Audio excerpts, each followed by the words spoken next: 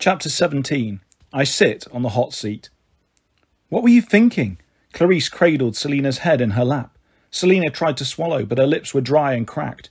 Wouldn't... Listen, Cabin would only follow you. So you stole my armour, Clarice said in disbelief. You waited until Chris and I went out on patrol. You stole my armour and pretended to be me. She glared at her siblings. And none of you noticed. The Ares campers developed a sudden interest in their combat boots. Don't blame them, Selina said. They wanted to believe I was you. You stupid Aphrodite girl, Clarice sobbed. You charged a Drakon. Why? All my fault, Selina said, a tear streaking the side of her face. The Drakon. Charlie's death. Camp endangered. Stop it, Clarice said. That's not true. Selina opened her hand. In her palm was a silver bracelet with a scythe charm, the mark of Kronos. A cold fist closed around my heart. You were the spy. Selina tried to nod. Before I liked Charlie, Luke was nice to me. He was so charming, handsome. Later I wanted to stop helping him, but he threatened to tell. He promised I was saving lives. Fewer people would get hurt. He told me he wouldn't hurt Charlie. He lied to me. I met Annabeth's eyes. Her face was chalky. She looked like somebody had just yanked the world out from under her feet. Behind us, the battle raged. Clarice scowled at her cabin mates. Go, help the centaurs. Protect the doors. Go! They scrambled off to join the fight. Selina took a heavy, painful breath. Forgive me. You're not dying, Clarice insisted. Charlie. Selina's eyes were a million miles away. See, Charlie. She didn't speak again. Clarice held her and wept. Chris put a hand on her shoulder. Finally, Annabeth closed Selina's eyes. We have to fight. Annabeth's voice was brittle. She gave her life to help us. We have to honour her. Clarice sniffled and wiped her nose.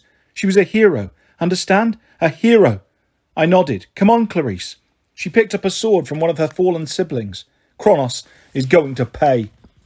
I'd like to say I drove the enemy away from the Empire State Building. The truth was Clarice did all the work. Even without her armour or spear, she was a demon. She rode her chariot straight into the Titan's army and crushed everything in her path. She was so inspiring. Even the panicked centaurs started to rally. The hunters scrounged arrows from the fallen and launched volley after volley into the enemy. The Ares cabin slashed and hacked, which was their favourite thing. The monsters retreated towards 35th Street. Clarice drove to the Drakon's carcass and looped a great grappling line through its eye sockets. She lashed her horses and took off, dragging the Drakon behind the chariot like a Chinese New Year dragon. She charged after the enemy, yelling insults and daring them to cross her. As she rode, I realised she was literally glowing. An aura of red fire flickered around her. The blessing of Ares, Thalia said. I've never seen it in person before. For the moment, Clarice was as invincible as I was. The enemy threw spears and arrows, but nothing hit her. I am Clarice, Drakon Slayer, she yelled. I will kill you all. Where is Kronos? Bring him out. Is he a coward? Clarice, I yelled. Stop it. Withdraw. What's the matter, Titan Lord? She yelled. Bring it on. There was no answer from the enemy. Slowly they began to fall back behind a draconized shield wall, while Clarice drove in circles around 5th Avenue, daring anyone to cross her path. The 200-foot-long Drakon carcass made a hollow scraping noise against the pavement, like 1,000 knives. Meanwhile, we tended our wounded, bringing them inside the lobby. Long after the enemy had retreated from sight, Clarice kept riding up and down the avenue with her horrible trophy, demanding that Kronos meet her battle. Chris said, I'll watch her. She'll get tired eventually. I'll make sure she comes inside. What about the camp? I asked. Is anybody left there? Chris shook his head. Only Argus and the nature spirits. Peleus the dragon is still guarding the tree. They won't last long, I said, but I'm glad you came.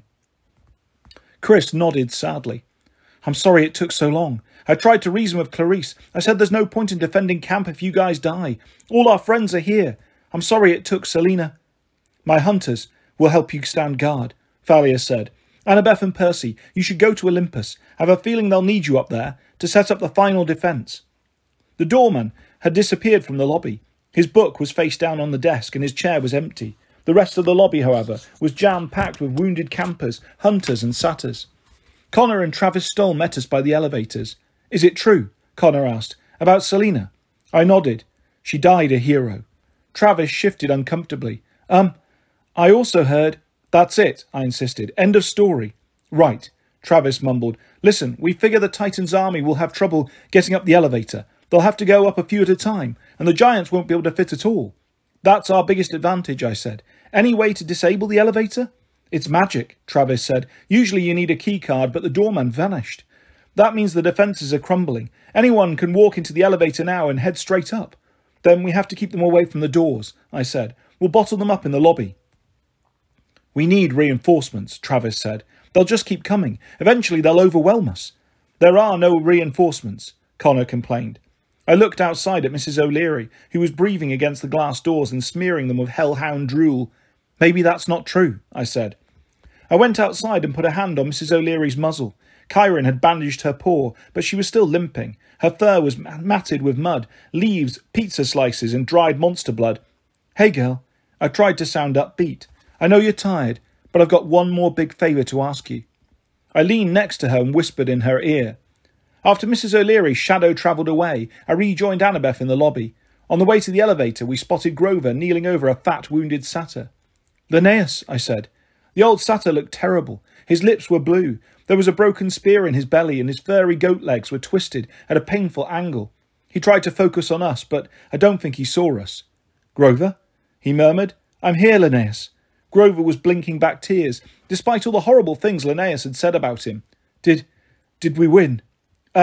Yes, Grover lied. Thanks to you, Linnaeus. We drove the enemy away. Told you, the old satyr mumbled. True leader. True. He closed his eyes for the last time.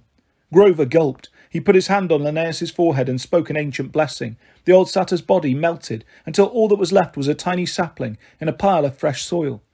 A laurel, Grover said in awe. Oh, that lucky old goat. He gathered up the sapling in his hands. I should plant him. In Olympus, in the gardens. We're going that way, I said. Come on. Easy listening music played as the elevator rose. I thought about the first time I'd visited Mount Olympus, back when I was 12.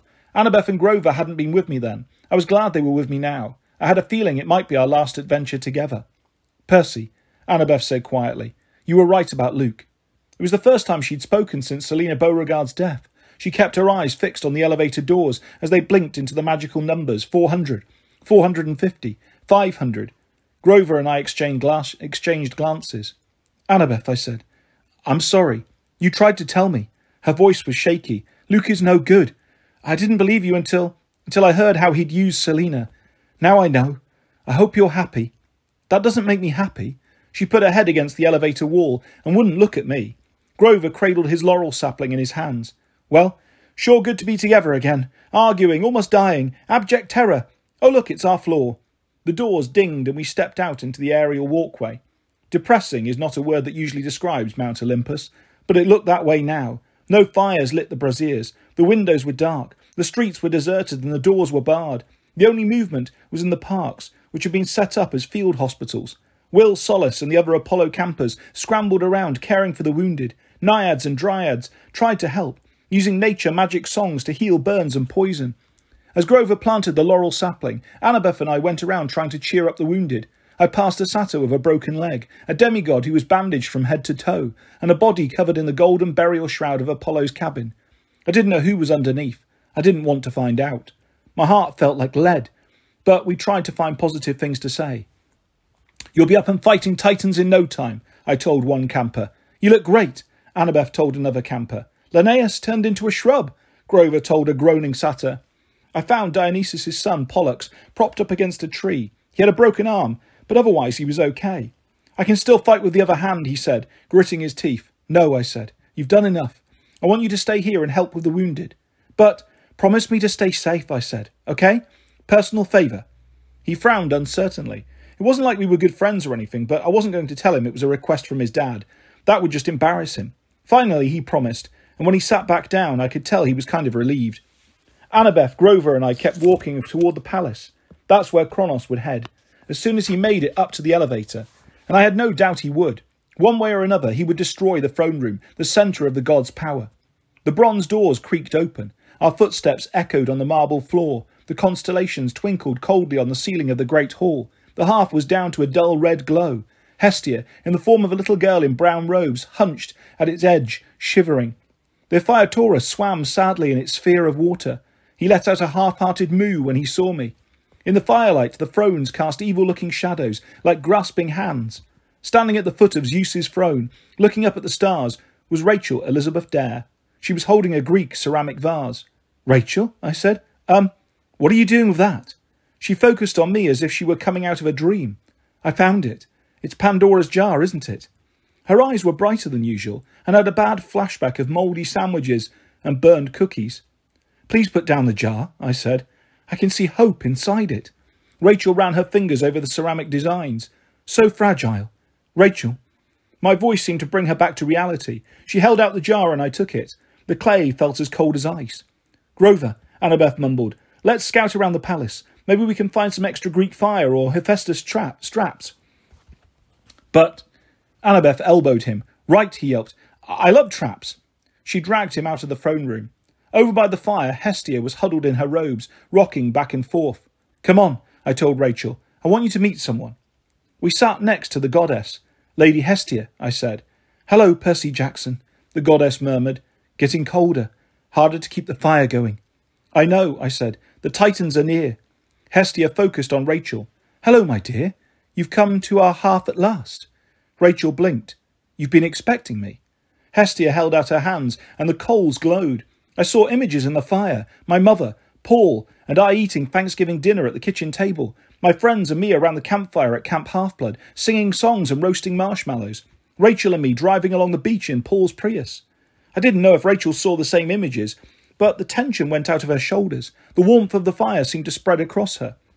"To claim your place at the hearth," Hestia told her. "You must let go of your distractions. It is the only way you will survive."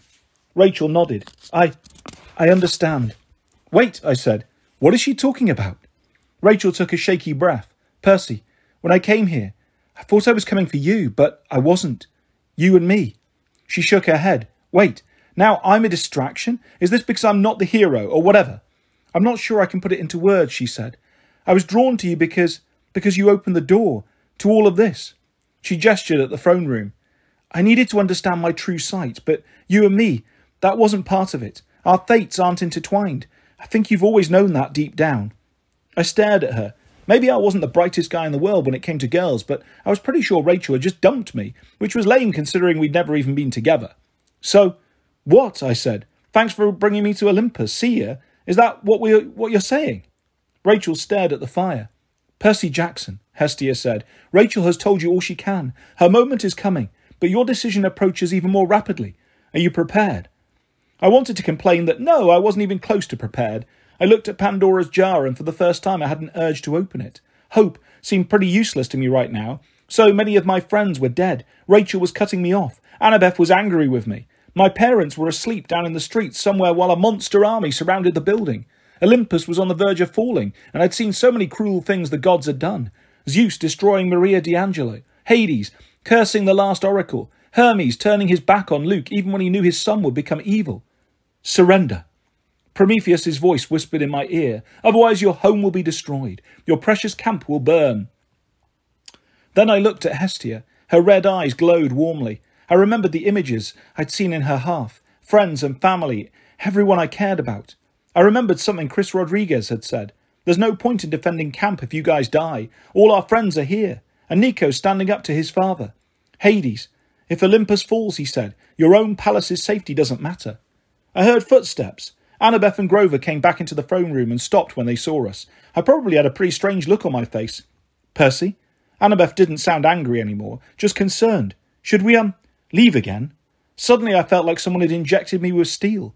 I understood what to do. I looked at Rachel. "You're not going to do anything stupid, are you? I mean, you talked to Chiron, right?" She managed a faint smile.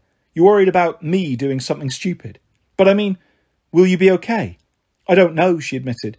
"That kind of depends on whether you save the world, hero." I picked up Pandora's jar. The spirit of hope fluttered inside, trying to warm the cold container. "Hestia," I said, "I give this to you as an offering." The goddess tilted her head. "I'm the least of the gods. Why would you trust me with this?" "You're the last Olympian," I said, "and the most important." "And why is that, Percy Jackson?" "Because hope survives best at the hearth," I said. "Guard it for me, and I won't be tempted to give up again." The goddess smiled. She took the jar in her hands and it began to glow. The hearth fire burned a little brighter. "Well done, Percy Jackson," she said. "May the gods bless you." We're about to find out. I looked at Annabeth and Grover. Come on, guys. And I marched towards my father's throne. The seat of Poseidon stood just to the right of Zeus's, but it wasn't nearly as grand. The moulded black leather seat was attached to a swivel pedestal, and with a couple of iron rings on the side for fastening a fishing pole or a trident. Basically, it looked like a chair on a deep-sea boat that you would sit in if you wanted to hunt shark or marlin or sea monsters. Gods in their natural state are about 20 feet tall, so I could just reach the edge of the seat if I stretched my arms. Help me out, I told Annabeth and Grover. Are you crazy? Annabeth asked. Probably, I admitted. Percy, Grover said, the gods really don't appreciate people sitting in their thrones. I mean, like, turn you into a pile of ashes, don't appreciate it. I need to get his attention, I said. It's the only way. They exchanged uneasy looks. Well, Annabeth said, this'll get his attention. They linked their arms to make a step and then boosted me onto the throne.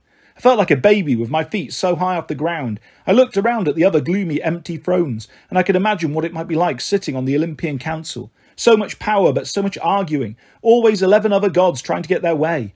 It would be easy to get paranoid, to look out only for my own interest, especially if I were Poseidon. Sitting in his throne, I felt like I had the entire sea at my command, vast cubic miles of ocean, churning with power and mystery. Why should Poseidon listen to anyone? Why shouldn't he be the greatest of the 12? Then I shook my head. Concentrate. The throne rumbled. A wave of gale-force anger slammed into my mind. Who dares? The voice stopped abruptly. The anger retreated, which was a good thing because those two words had almost blasted my mind to shreds. Percy. My father's voice was still angry but more controlled. What exactly are you doing on my throne? I'm sorry, father, I said. I needed to get your attention. This was a very dangerous thing to do, even for you. If I hadn't looked before I blasted, you would now be a puddle of seawater. I'm sorry, I said again. Listen, things are rough up here. I told him what was happening, and then I told him my plan. His voice was silent for a long time. Percy, what you ask is impossible. My palace... Dad, Kronos sent an army against you on purpose. He wants to divide you from the other gods because he knows you could tip the scales. Be that as it may, he attacks my home. I'm at your home, I said. Olympus. The floor shook. A wave of anger washed over my mind. I thought I'd gone too far, but then the trembling eased. In the background of my mental link, I heard underwater explosions and the sound of battle cries, cyclopses bellowing, mermen shouting. Is Tyson okay? I asked. The question seemed to take my dad by surprise. He's fine. Doing much better than I expected, though peanut butter is a strange battle cry. You let him fight. Stop changing the subject. You realise what you are asking me to do. My palace will be destroyed, and Olympus might be saved.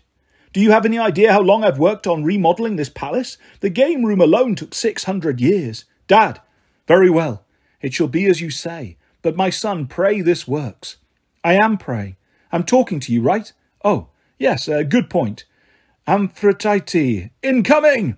The sound of a large explosion shattered our connection. I slipped down from the throne. Grover studied me nervously. Are you okay? You turned pale and you started smoking. I did not. And then I looked at my arms. Steam was curling off my shirt sleeves. The hair on my arms was singed.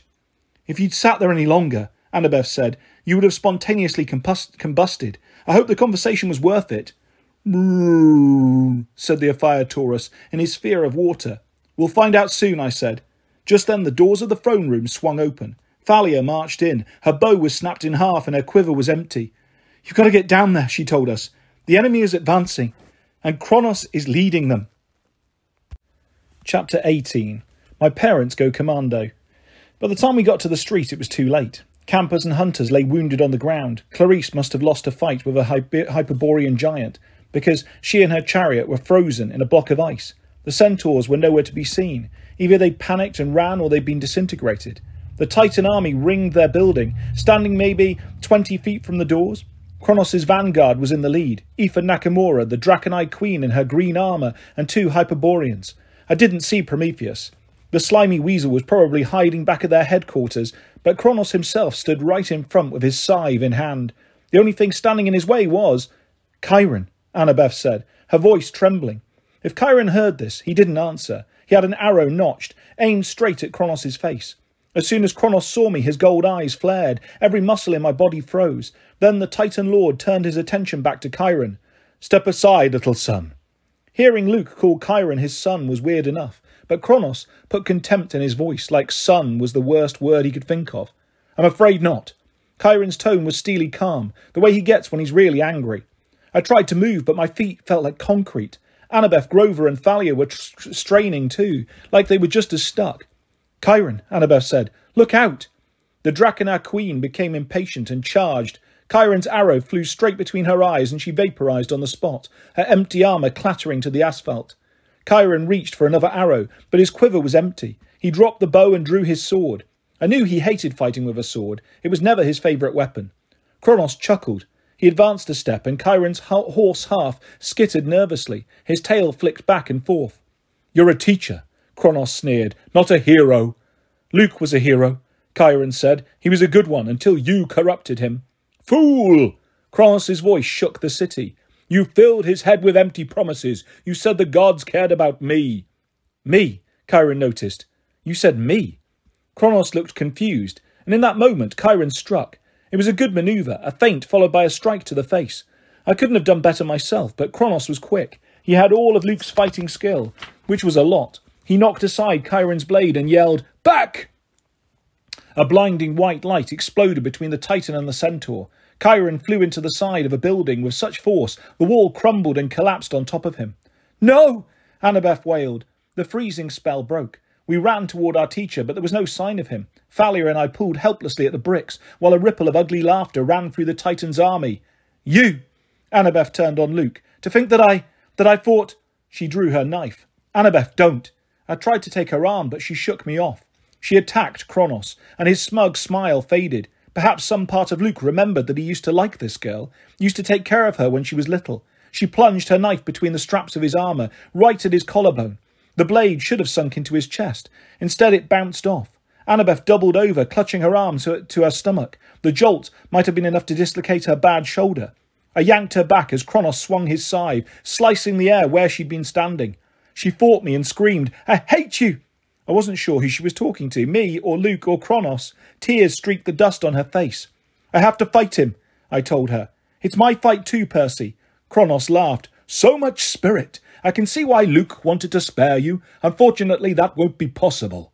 He raised his scythe. I got ready to defend, but before Kronos could strike, a dog's howl pierced the air somewhere between the Titan's army. It was too much to hope, but I called. Mrs. O'Leary? The enemy forces stirred uneasily. Then the strangest thing happened. They began to part, clearing a path through the street, like something behind them was forcing them to. Soon there was a free aisle down the centre of Fifth Avenue. Standing at the end of the block was my giant dog and a small figure in black armour. Nico, I called. Roof! Mrs. O'Leary bounded toward me, ignoring the growling monsters on either side. Nico strode forward. The enemy army fell back before him like he radiated death, which of course he did. Through the face guard of his skull-shaped helmet, he smiled. Got your message. Is it too late to join the party? Son of Hades! Kronos spit on the ground. Do you love death so much you wish to experience it? Your death, Nico said, would be great for me. I'm immortal, you fool. I have escaped Tartarus. You have no business here and no chance to live. Nico drew his sword, 3 feet of wicked sharp Stygian iron, black as a nightmare. I don't agree. The ground rumbled. Cracks appeared in the road. The sidewalks, the sides of the buildings. Skeletal hands grasped the air as the dead clawed their way into the world of the living. There were thousands of them, and as they emerged, the Titan's monsters got jumpy and started to back up. Hold your ground! Kronos demanded. The dead are no match for us. The sky turned dark and cold. Shadows thickened. A harsh war horn sounded, and as the dead soldiers formed up ranks with their guns and swords and spears, an enormous chariot roared down Fifth Avenue. It came to a stop next to Nico. The horses were living shadows, fashioned from darkness. The chariot was inlaid with obsidian and gold, decorated with scenes of painful death. Holding the reins was Hades himself, Lord of the Dead, with Demeter and Persephone riding behind him. Hades wore black armour and a cloak the colour of fresh blood. On top of the pale head was the helm of darkness, a crown that radiated pure terror. It changed shape as I watched, from a dragon's head to a circle of black flames to a reef of human bones. But that wasn't the scary part. The helm reached into my mind and ignited my worst nightmares, my most secret fears. I wanted to crawl into a hole and hide, and I could tell the enemy army felt the same way. Only Kronos' power and authority kept his ranks from fleeing. Hades smiled coldly. Hello, father. You're looking young. Hades, Kronos growled. I hope you and the ladies have come to pledge your allegiance. I'm afraid not. Hades sighed. My son has convinced me that perhaps I should prioritize my list of enemies. He glanced at me with distaste. As much as I dislike certain upstart demigods, it would not do for Olympus to fall. I would miss bickering with my siblings, and if there is one thing we agree on, it is that you were a terrible father. True, muttered Demeter. No appreciation of agriculture. Mother, Persephone complained. Hades drew his sword, a double-edged Stygian blade etched with silver. Now fight me, for today the house of Hades will be called the saviours of Olympus. I don't have time for this, Kronos snarled. He struck the ground with his scythe. A crack spread in both directions, circling the Empire State Building. A wall of force shimmered along the fissure line, separating Kronos' vanguard. My friends and me from the bulk of the two armies. What's he doing? I muttered. Sealing us in, Thalia said. He's collapsing the magic barriers around Manhattan, cutting off just the building and us. Sure enough, outside the barrier, car engines revved to life. Pedestrians woke up and stared uncomprehendingly at the monsters and zombies all around them. No telling what they saw through the mist, but I'm sure it was plenty scary. Car doors opened, and at the end of the block, Paul Blofus and my mum got out of their Prius. No, I said. Don't. My mother could see through the mist. I could tell from her expression that she understood how serious things were. I hoped she would have the sense to run, but she locked eyes with me, said something to Paul, and they ran straight towards us.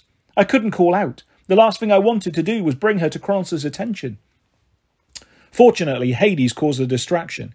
He charged at the wall of force, but his chariot crashed against it and overturned. He got to his feet, cursing, and blasted the wall with black energy.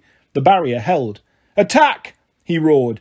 The armies of the dead clashed with the Titan's monsters. Fifth Avenue exploded into absolute chaos. Mortals screamed and ran for cover. Demeter waved her hand and an entire column of giants turned into a wheat field. Persephone changed the Draconite spears into sunflowers. Nico slashed and hacked his way through the enemy, trying to protect the pedestrians as best he could. My parents ran toward me, dodging monsters and zombies, but there was nothing I could do to help them. Nakamura, Kronos said, attend me. Giants, deal with them. He pointed at my friends and me, and then he ducked into the lobby. For a second I was stunned. I'd been expecting a fight, but Kronos completely ignored me like I wasn't worth the trouble. That made me mad. The first Hyperborean giant smashed at me with his club. I rolled between his legs and stabbed Riptide into his backside. He shattered into a pile of ice shards. The second giant breathed frost at Annabeth, who was barely able to stand, but Grover pulled her out of the way while Thalia went to work. She sprinted up the giant's back like a gazelle, sliced her hunting knives across his monstrous blue neck, and created the world's largest headless ice sculpture. I glanced outside the magic barrier. Nico was fighting his way toward my mum and Paul, but they weren't waiting for help. Paul grabbed a sword from a fallen hero and did a pretty fine job keeping a Draconite busy. He stabbed her in the gut and she disintegrated. Paul? I said in amazement. He turned toward me and grinned. Hope that was a monster I just killed. I was a Shakespearean actor in college. Picked up a little sword play. I liked him even better for that. But then a Lystrogonian giant charged toward my mum. She was rummaging around in an abandoned police car, maybe looking for the emergency radio, and her back was turned. Mum! I yelled. She whirled when the monster was almost on top of her. I thought the thing in her hands was an umbrella until she cranked the pump and the shotgun blast blew the giant 20 feet backward, right into Nico's sword. Nice one, Paul said. When did you learn to fire a shotgun? I demanded. My mum blew the hair out of her face. About 2 seconds ago. Percy will be fine. Go. Yes, Nico agreed. We'll handle the army. You have to get Kronos. Come on, seaweed brain, Annabeth said. I nodded. Then I looked at the rubble pile on the side of the building. My heart twisted. I'd forgotten about Chiron. How could I do that? Mrs. O'Leary, I said, please, Chiron's under there. If anyone can dig him out, you can. Find him. Help him. Not sure how much she understood, but she bounded to the pile and started to dig. Annabeth, Thalia, Grover and I raced for the elevators. Chapter 19. We trash the Eternal City. The bridge to Olympus was dissolving. We stepped out of the elevator onto the white marble walkway and immediately cracks appeared at our feet. Jump, Grover said, which was easy for him since he's part mountain goat. He sprang to the next slab of stone while ours tilted sickeningly. Gods, I hate heights, Thalia yelled as she and I leapt. But Annabeth was in no shape for jumping. She stumbled and yelled, Percy! I caught her hand as the pavement fell, crumbling into dust. For a second I thought she was going to pull us both over. Her feet dangled in the open air. Her hands started to slip until I was holding her only by her fingers. Then Grover and Thalia grabbed my legs, and I found extra strength. Annabeth was not going to fall. I pulled her up and we lay trembling on the pavement. I didn't realise we had our arms around each other until she suddenly tensed. Thanks, she muttered. I tried to say don't mention it, but it came out as, duh. Keep moving. Grover tugged my shoulder. We untangled ourselves and sprinted across the sky bridge as more stones disintegrated and fell into oblivion. We made it to the edge of the mountain just as the final section collapsed. Annabeth looked back at the elevator, which was now completely out of reach. A polished set of metal doors hanging in space, attached to nothing, 600 stories above Manhattan. We're marooned, she said. On our own. Blah, Grover said. The connection between Olympus and America is dissolving. If it fails... The gods won't move on to another country this time, Thalia said. This will be the end of Olympus. The final end. We ran through streets. Mansions were burning. Statues had been hacked down. Trees in the parks were blasted to splinters. It looked like someone had attacked the city with a giant weed whacker. Kronos' scythe, I said. We followed the winding path toward the palace of the gods. I didn't remember the road being so long. Maybe Kronos was making time go slower, or maybe it was just dread slowing me down. The whole mountaintop was in ruins. So many beautiful buildings and gardens gone. A few minor gods and nature spirits had tried to stop Kronos. What remained of them was strewn about the road, shattered armour, ripped clothing, swords and spears broken in half. Somewhere ahead of us, Kronos' voice roared, brick by brick. That was my promise. Tear it down brick by brick. A white marble temple with a gold dome suddenly exploded. The dome shot up like the lid of a teapot and shattered into a billion pieces, raining rubble over the city. That was a shrine to Artemis, Thalia grumbled. He'll pay for that. We were running under the marble archway with the huge statues of Zeus and Hera when the entire mountain groaned, rocking sideways like a boat in a storm. Look out! Grover yelped. The archway crumbled. I looked up in time to see a 20-ton scowling Hera topple over on us. Annabeth and I would have been flattened, but Thalia shoved us from behind and we landed just out of danger. Thalia! Grover cried. When the dust cleared and the mountain stopped rocking, we found her still alive, but her legs were pinned under the statue. We tried desperately to move it, but it would have taken several cyclopses. When we tried to pull Thalia out from under it, she yelled in pain. I survive all those battles, she growled, and I get defeated by a stupid chunk of rock. It's Hera, Annabeth said in outrage. She's had it in for me all year. Her statue would have killed me if you hadn't pushed us away. Thalia grimaced. Well, don't just stand there. I'll be fine. Go. We didn't want to leave her, but I could hear Kronos laughing as he approached the Hall of the Gods. More buildings exploded. We'll be back, I promised. I'm not going anywhere, Thalia groaned. A fireball erupted on the side of the mountain, right near the gates of the palace. We've got to run, I said. I don't suppose you mean away? Grover murmured hopefully. I sprinted towards the palace, Annabeth right behind me. I was afraid of that, Grover sighed, and clip-clopped after us. The doors of the palace were big enough to steer a cruise ship through, but they'd been ripped off their hinges and smashed like they weighed nothing. We had to climb over a huge pile of broken stone and twisted metal to get inside. Kronos stood in the middle of the throne room, his arms wide, staring at the starry ceiling as if taking it all in. His laughter echoed even louder than it had from the pit of Tartarus. Finally, he bellowed, the Olympian Council, so proud and mighty, which seat of power shall I destroy first? Ethan Nakamura stood to one side, trying to stay out of the way of his master's scythe. The hearth was almost dead, just a few coals glowing deep in the ashes. Hestia was nowhere to be seen, neither was Rachel. I hoped she was okay, but I'd seen so much destruction I was afraid to think about it.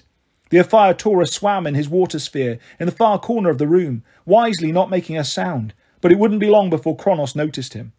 Annabeth, Grover and I stepped forward into the torchlight. Ethan saw us first. My lord, he warned. Kronos turned and smiled through Luke's face. Except for the golden eyes, he looked just the same as he had 4 years ago, when he'd welcomed me into the Hermes cabin. Annabeth made a painful sound in the back of her throat, like someone had just sucker-punched her. Shall I destroy you first, Jackson? Kronos asked. Is that the choice you will make, to fight me and die instead of bowing down? Prophecies never end well, you know. Luke would fight me with a sword, I said, but I suppose you don't have his skill. Kronos sneered. His scythe began to change until he held Luke's old weapon, Backbiter, with its half-steel, half-celestial bronze blade. Next to me, Annabeth gasped like she suddenly had an idea. Percy, The blade! She unsheathed her knife. The hero's soul. Cursed blade shall reap.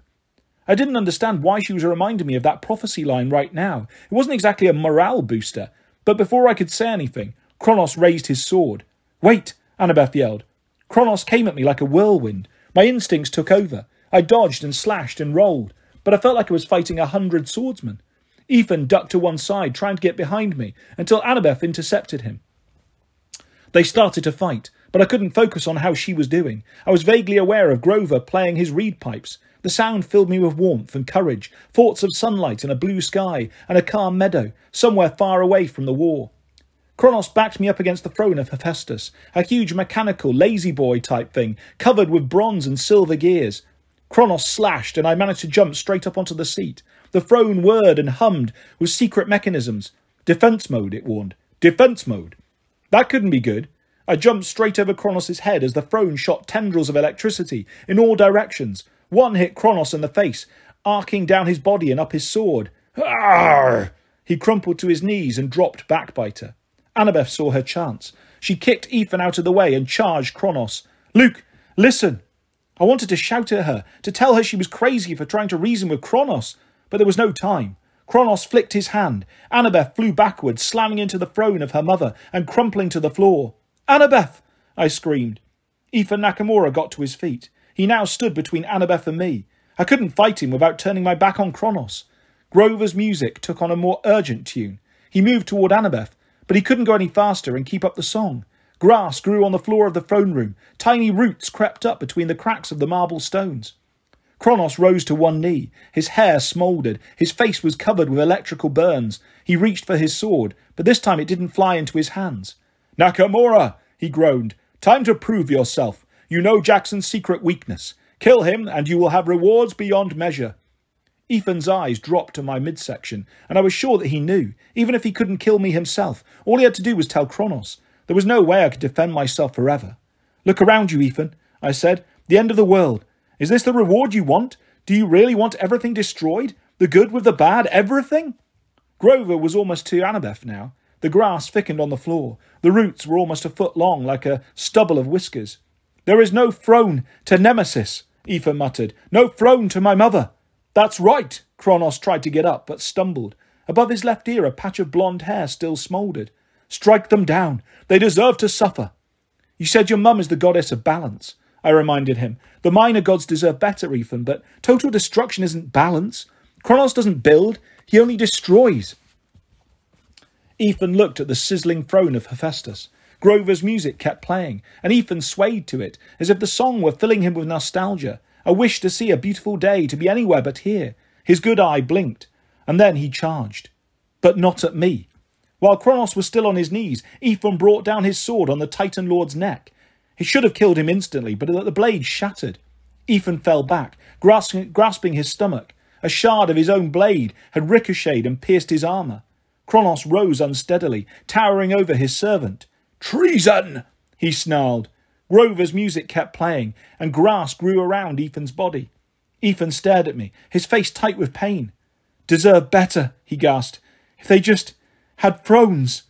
Kronos stomped his foot, and the floor ruptured around Ethan Nakamura. The son of Nemesis fell through the fissure that went straight through the heart of the mountain, straight into open air. So much for him. Kronos picked up his sword, and now for the rest of you. My only thought was to keep him away from Annabeth. Grover was at her side now. He'd stopped playing and was feeding her ambrosia. Everywhere Kronos stepped, the roots wrapped around his feet, but Grover had stopped his magic too early. The roots weren't thick or strong enough to do much more than annoy the Titan. We fought through the hearth, kicking up coals and sparks. Kronos slashed an armrest off the throne of Ares, which was okay by me, but then he backed me up to my dad's throne. Oh yes, Kronos said, this one will make fine kindling for my new hearth. Our blades clashed in a shower of sparks. He was stronger than me, but for the moment I felt the power of the ocean in my arms. I pushed him back and struck again, slashing Riptide across his breastplate, so hard I cut a gash in the celestial bronze. He stamped his foot again and time slowed. I tried to attack, but I was moving at the speed of a glacier. Kronos backed up leisurely, catching his breath. He examined the gash in his armour, while I struggled forward, silently cursing him. He could take all the timeouts he wanted. He could freeze me in place at will. My only hope was that the effort was draining him. If I could wear him down. "It's too late, Percy Jackson," he said. "Behold!" He pointed to the hearth, and the coals glowed. A sheet of white smoke poured from the fire, forming images like an iris message. I saw Nico and my parents down on Fifth Avenue, fighting a hopeless battle, ringed in enemies. In the background, Hades fought from his black chariot, summoning wave after wave of zombies out of the ground, but the forces of the Titan's army seemed just as endless. Meanwhile, Manhattan was being destroyed. Mortals, now fully awake, were running in terror. Cars swerved and crashed. The scene shifted, and I saw something even more terrifying. A column of storm was approaching the Hudson River, moving rapidly over the Jersey shore. Chariots circled it, locked in combat with the creature in the cloud. The gods attacked. Lightning flashed. Arrows of gold and silver streaked into the cloud like rocket tracers and exploded. Slowly the cloud ripped apart, and I saw Typhon clearly for the first time. I knew as long as I lived, which might not be that long, I would never be able to get the image out of my mind. Typhon's head shifted constantly. Every moment he was a different monster, each more horrible than the last. Looking at his face would have driven me insane, so I focused on his body, which wasn't much better. He was humanoid, but his skin reminded me of a meatloaf sandwich that had been in someone's locker all year. He was mottled green, with blisters the size of buildings, and blackened patches from eons of being stuck under a volcano. His hands were human, but with talons like an eagle's. His legs were scaly and reptilian. "The Olympians are giving their final effort," Kronos laughed. "How pathetic!" Zeus threw a thunderbolt from his chariot. The blast lit up the world. I could feel the shock even here on Olympus. But when the dust cleared, Typhon was still standing. He staggered a bit, with a smoking crater on top of his misshapen head, but he roared in anger and kept advancing. My limbs began to loosen up. Kronos didn't seem to notice. His attention was focused on the fight and his final victory. If I could hold out a few more seconds, and if my dad kept his word. Typhon stepped into the Hudson River and barely sank to mid-calf. Now, I thought, imploring the image in the smoke, please, it has to happen now. Like a miracle, a conch horn sounded from the smoky picture, the call of the ocean, the call of Poseidon. All around Typhon, the Hudson River erupted, churning with 40-foot waves. Out of the water burst a new chariot, this one pulled by massive hippocampi, who swam in air as easily as in water. My father, glowing with a blue aura of power, rode a defiant circle around the giant's legs. Poseidon was no longer an old man. He looked like himself again, tan and strong with a black beard. As he swung his trident, the river responded, making a funnel cloud around the monster. "No!" Kronos bellowed, after a moment of stunned silence. "No! Now, my brethren!" Poseidon's voice was so loud, I wasn't sure if I was hearing it from the smoke image or from all the way across town. "Strike for Olympus!" Warriors burst out of the river, riding the waves on huge sharks and dragons and seahorses. It was a legion of cyclopses, and leading them into battle was... "Tyson!" I yelled. I knew he couldn't hear me, but I stared at him in amazement. He'd magically grown in size. He had to be 30 feet tall, as big as any of his older cousins, and for the first time he was wearing full battle armour. Riding behind him was Briareus, the 100-handed one. All the Cyclopses held huge lengths of black iron chains, big enough to anchor a battleship, with grappling hooks at the ends. They swung them like lassos and began to ensnare Typhon, throwing lines around the creature's legs and arms, using the tide to keep circling, slowly tangling him. Typhon shook and roared and yanked at the chains, pulling some of the Cyclopses off their mounts. But there were too many chains. The sheer weight of the Cyclops battalion began to weigh Typhon down. Poseidon threw his trident and impaled the monster in the throat. Golden blood, immortal ichor, spewed from the wound, making a waterfall taller than a skyscraper. The trident flew back into Poseidon's hand. The other gods struck with renewed force. Ares rode in and stabbed Typhon in the nose. Artemis shot the monster in the eye with a dozen silver arrows. Apollo shot a blazing volley of arrows and set the monster's loincloth on fire. And Zeus kept pounding the giant with lightning until finally, slowly, the water rose, wrapping Typhon like a cocoon, and he began to sink under the weight of the chains. Typhon bellowed in agony, thrashing with such force that waves sloshed the Jersey shore, soaking 5-story buildings and splashing over the George Washington Bridge. But down he went, as my dad opened a special tunnel for him at the bottom of the river, an endless water slide that would take him straight to Tartarus. The giant's head went under in a seething whirlpool, and he was gone. "Bah!" Kronos screamed. He slashed his sword through the smoke, tearing the image to shreds. "They're on their way," I said. You've lost. Haven't even started. He advanced with blinding speed. Grover, brave, stupid satyr that he was, tried to protect me, but Kronos tossed him aside like a rag doll. I sidestepped and jabbed under Kronos' guard. It was a good trick. Unfortunately, Luke knew it. He countered the strike and disarmed me, using one of the first moves he'd ever taught me. My sword skittered across the ground and fell straight into the open fissure. Stop! Annabeth came from nowhere. Kronos whirled to face her and slashed with Backbiter, but somehow Annabeth caught the strike on her dagger hilt. It was a move only the quickest and most skilled knife fighter could have managed. Don't ask me where she found the strength, but she stepped in closer for leverage. Their blades crossed, and for a moment she stood face to face with the Titan Lord, holding him at a standstill. Luke, she said, gritting her teeth, I understand now. You have to trust me. Kronos roared in outrage. Luke Castellan is dead. His body will burn away as I assume my true form. I tried to move, but my body was frozen again. How could Annabeth, battered and half dead with exhaustion, have the strength to fight a titan like Kronos? Kronos pushed against her, trying to dislodge his blade, but she held him in check, her arms trembling as he forced his sword down toward her neck. Your mother, Annabeth grunted. She saw your fate. Service to Kronos, the Titan roared. This is my fate. No, Annabeth insisted. Her eyes were tearing up, but I didn't know if it was from sadness or pain. That's not the end, Luke. The prophecy. She saw what you would do. It applies to you. I will crush you, child, Kronos bellowed. You won't, Annabeth said. You promised. You're holding Kronos back even now. Lies! Kronos pushed again, and this time Annabeth lost her balance. With his free hand, Kronos struck her face, and she slid backward. I summoned all my will. I managed to rise, but it was like holding the weight of the sky again. Kronos loomed over Annabeth, his sword raised. Blood trickled from the corner of her mouth. She croaked, Family, Luke. You promised. I took a painful step forward. Grover was back on his feet, over by the throne of Hera, but he seemed to be struggling to move as well. Before either of us could get anywhere close to Annabeth, Kronos staggered. He stared at the knife in Annabeth's hand, the blood on her face. Promise. Then he gasped, like he couldn't get air. Annabeth! But it wasn't the Titan's voice. It was Luke's. He stumbled forward like he couldn't control his own body. You're bleeding. My knife. Annabeth tried to raise her dagger, but it clattered out of her hand. Her arm was bent at a funny angle. She looked at me, imploring. Percy, please. I could move again. I surged forward and scooped up her knife. I knocked Backbiter out of Luke's hand, and it spun into the hearth. Luke hardly paid me any attention. He stepped toward Annabeth, but I put myself between him and her.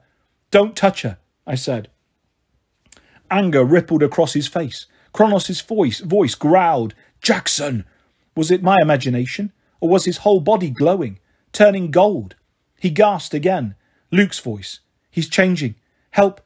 He's almost ready. He won't need my body anymore. Please. No! Kronos bellowed. He looked around for his sword, but it was in the hearth, glowing among the coals. He stumbled toward it. I tried to stop him, but he pushed me out of the way with such force. I landed next to Annabeth and cracked my head on the base of Athena's throne. The knife, Percy, Annabeth muttered. Her breath was shallow. Hero. Cursed blade.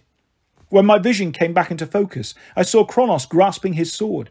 Then he bellowed in pain and dropped it. His hands were smoking and seared. The hearth fire had grown red hot, like the scythe wasn't compatible with it. I saw an image of Hestia flickering in the ashes, frowning at Kronos with disapproval. Luke turned and collapsed, clutching his ruined hands. Please, Percy. I struggled to my feet. I moved toward him with the knife. I should kill him. That was the plan. Luke seemed to know what I was thinking. He moistened his lips. You can't. Can't do it yourself. He'll break my control. He'll defend himself. Only my hand. I know where. I can keep him controlled. He was definitely glowing now, his skin starting to smoke. I raised the knife to strike, and then I looked at Annabeth, at Grover cradling her in his arms, trying to shield her, and I finally understood what she'd been trying to tell me. You are not the hero, Rachel had said. It will affect what you do. Please, Luke groaned. No time. If Kronos evolved into his true form, there would be no stopping him. He would make Typhon look like a playground bully. The line from the great prophecy echoed in my head. A hero's soul, cursed blade shall reap. My whole world tipped upside down, and I gave the knife to Luke. Grover yelped. Percy, are you, crazy? Insane? Off my rocker? Probably. but I watched as Luke grasped the hilt. I stood before him, defenceless. He unlatched the side straps of his armour, exposing a small bit of his skin just under his left arm, a place that would be very hard to hit. With difficulty, he stabbed himself. It wasn't a deep cut, but Luke howled. His eyes glowed like lava. The throne room shook, throwing me off my feet. An aura of energy surrounded Luke, growing brighter and brighter. I shut my eyes and felt a force like a nuclear explosion blister my skin and crack my lips. It was silent for a long time. When I opened my eyes, I saw Luke sprawled at the hearth. On the floor around him was a blackened circle of ash. Kronos' scythe had liquefied into molten metal and was trickling into the coals of the hearth, which now glowed like a blacksmith's furnace. Luke's left side was bloody. His eyes were open, blue eyes, the way they used to be. His breath was a deep rattle. "Good blade," he croaked. I knelt next to him. Annabeth limped over with Grover's support. They both had tears in their eyes. Luke gazed at Annabeth. "You knew. I almost killed you, but you knew." "Shh." Her voice trembled. "You were a hero at the end, Luke. You'll go on to Elysium."